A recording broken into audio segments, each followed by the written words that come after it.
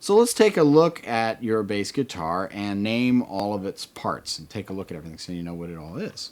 The two main parts of the bass are the neck and the body. Some basses, the neck and the body are physically connected. They're one piece of wood called a neck through construction. On this bass, the neck is bolted on. So they're really the two main pieces bolted together in the middle like that. So let's start over here at the tip. This is called a headstock. And the headstock is the end of the neck, obviously. And inside of the headstock are mounted the machine heads.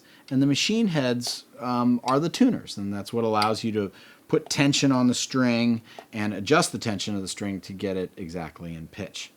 So headstock, machine heads, or tuners. And then moving on down, there's this little piece of, sometimes it's wood, sometimes it's brass, sometimes it's made out of bone, and it's called the nut. And that's what the strings rest on when they come off of the machine heads.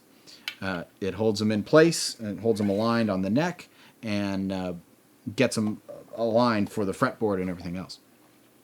So moving on down the line, we have the fretboard itself, which is the piece of wood that is on the face of the neck.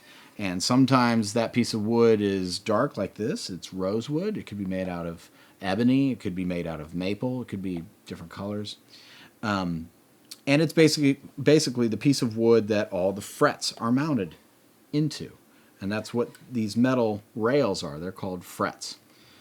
Frets are what are used to effectively shorten the length of the string on the instrument to change notes. They're called frets. As we move down the instrument, when we get to the body, on this particular instrument, we have this big plastic piece, which is really just covers the holes in the instrument where the pickups are mounted and everything. And it's called a pick guard. And really it's meant to protect the wood from, if you were using this instrument with a pick, from getting scraped and dinged up. Right here we have the pickups. These pickups are basically electromagnets that generate electricity as the string vibrates back and forth over them. That correlates to the magnetism, the change in magnetic fields that the string creates as it vibrates across them. Then we have the electronic controls, in this case a volume and a tone, used to adjust the sound of the bass, obviously.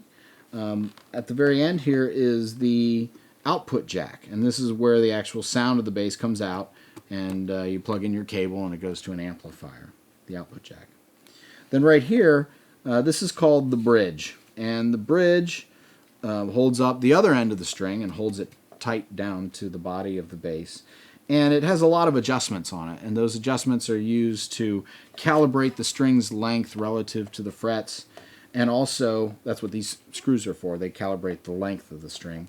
And then these little set screws in here raise and lower the bridge to raise and lower the string off the fretboard very precisely, so you can adjust how high the strings are off the fretboard. The little pieces that the strings sit in are called saddles. The whole thing is called the bridge. These are the saddles that have all these adjustments to do various things.